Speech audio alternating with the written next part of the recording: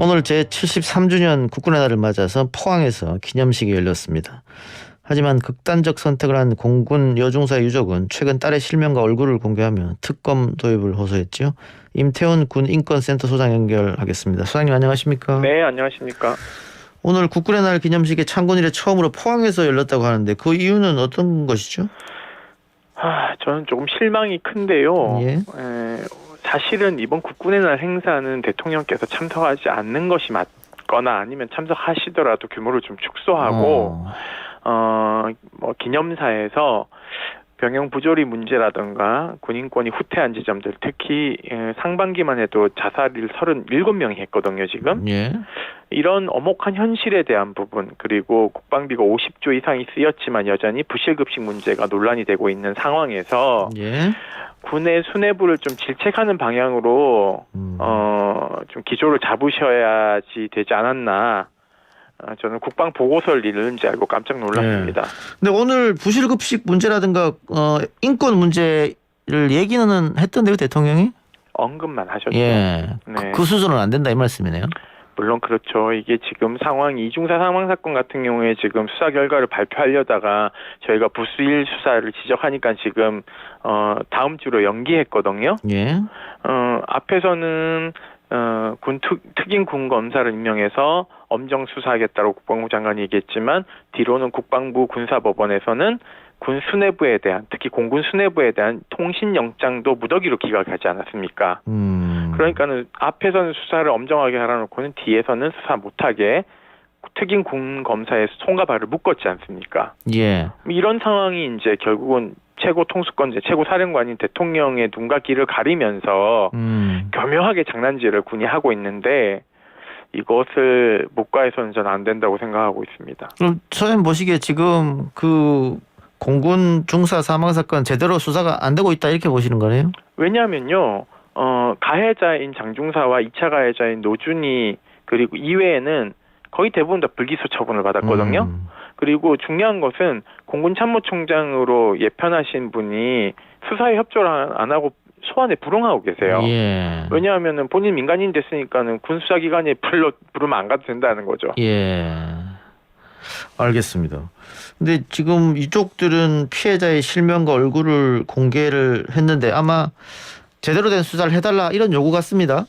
네, 그렇죠. 죽은 딸의 명예를 회복하겠다는 아버님의 절박한 심정으로 따님의 이름과 얼굴을 공개를 했습니다. 우리 딸이 죄인이 아니기 때문에 우리 딸을 이렇게 죽음으로 내몬 자들을 발본색원해 주십시오라고 하는 아버님의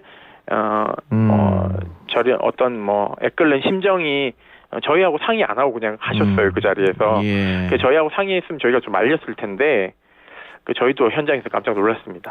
앞으로 수사가 어떻게 될 거라고 보세요? 저는 수사는요, 그냥 윗선들은 다 그냥 없던 일로 하고 그냥 서로 지금 진술이 엇갈리지 않습니까? 예를 들면 군사경찰대 대장이 수사관에게 불구속 수사 지시를 했다라고 수사관은 주장하지만 지금 진술이 엇갈리는 부분을 누군가는 거짓말을 하고 있는데 그럼 빨리 긴급 체포해서 포렌식도 돌리고 막 해야 되는데 예. 그런 걸 안 하고 그냥 서로 말이 틀리니까는 그냥 한 사람이 일탈한 것 같다 그러고 그냥 대충 묻어버렸어요. 그게 수사심의위원회의 결론입니다. 그러니까 수심위원들도 좀 잘못됐죠. 그런 것들을 그런 식으로 그냥 군 수사기관이 이렇습니다라고 하니까 네 그렇습니까 하고는 그냥 불기소 해준 거니까요. 예, 알겠습니다. 소장님 최근에 화제가 됐던 DP라는 영화 보셨을 테고. 네, 다 봤습니다. 시나리오도 제가 일정 정도 조언해드렸고요. 그렇습니까? 예. 근데 네. 지금 국방부에서는 옛날 이야기다. 그런 부조리 같은 거, 구타, 가혹행위 옛날 일이지 지금 굴은 없다. 이런 입장이다. 소장님 보시기 어떻습니까? 군사법원 판결문은 검색이 가능하거든요. 고등군사법원 가시면요. 예. 최근에 2, 3년 그냥 최근 1년 것만 검색하더라도요. 차마 이렇게 입에 담을 수 없는 성범죄와 가혹행위들이 여전히 판결문에 나와 있습니다. 그러니까 사실 우리는 판결문은 되게 정제돼서 나오는 거잖아요. 예. 공소장이라든가 조사 문답서를 보면 더 기가 막힌 상황들이 벌어지겠죠. 그러니까 현실이 이런데 얼굴에 분칠을 하고 있는다고 해서 썩은 내가 나지 않는 건 아니죠. 화려한 무기들과 수많은 첨단한 무기들을 가지고 오늘 국군의 날에 전시를 하면서 했지만 병영의 부조리는 썩어 문드러져 있기 때문에 그것에 분칠을 한다고 해서 이것이 치유되는 건 아니니까 국방부 장관께서 빨리 정신 차리시고 스스로 사퇴했으면 좋겠습니다. 저는. 뭐 어제 오늘 일이 아닌데 왜 이런 부조리와 단절이 불가능할까요? 군은 이런 생각을 가지고 있습니다. 인권 문제를 100일 작전 하듯이 해요. 그러니까 어느 정도 되면 완수했다 이런 얘기를 서슴없이 합니다. 예. 이건 작전의 개념이 아니거든요. 늘상 점검해야 되는 지점인데 그런 것들은 사건이 터질 때마다 점검하다가 조금 있으면 점점 흐지부지 되고 그래서 3년 주기설이 있습니다. 아하. 그래서 3년마다 큰 사건들이 터진다라는 주기설이 있는데 예. 거의 맞아 떨어집니다. 그래서 올해가 그 3년 주기설이 오는 해거든요. 예.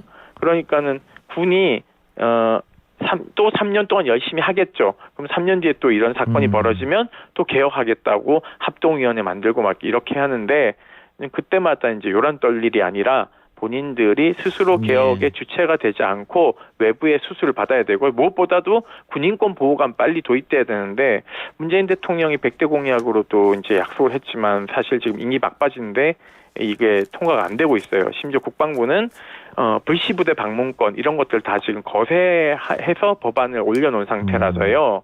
이런 것들을 부활시켜서 독립적이고 실효적인 어떤 군인권 보호관 제도를 도입해서 이런 사건이 터지면 성역 없이 조사해서 국민들에게 실체를 낱낱이 밝혀야지만이 군이 이러한 못된 버릇을 고칠 수 있다고 생각하고 있습니다. 군인권 보호관은 민간에서 받는 겁니까?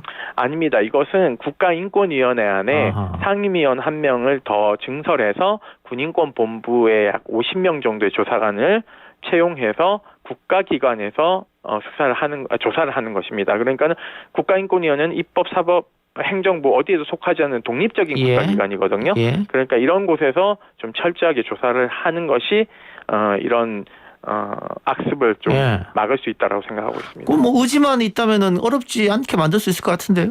그렇죠. 여야의 지금 의원들이 조금만 신경 쓰시면은 법안 통과시킬 수 있거든요. 지금 이렇게 거세된 법안이 올라가 있어서 이수진 의원님하고 배진교 의원님이 법안을 새로 내셨어요. 독립적이고 실효성 있는 걸로. 예. 그러니까 운영위원회에서 빨리 논의를 하셔가지고 본회의 넘기면 되는데 아하. 이걸 지금 운영위가 잘 이렇게 신경을 안 쓰시는 것 같아요. 알겠습니다. 수사님 오늘 인터뷰 고맙습니다. 네, 감사합니다. 지금까지 임태훈 군인권센터 소장이었습니다.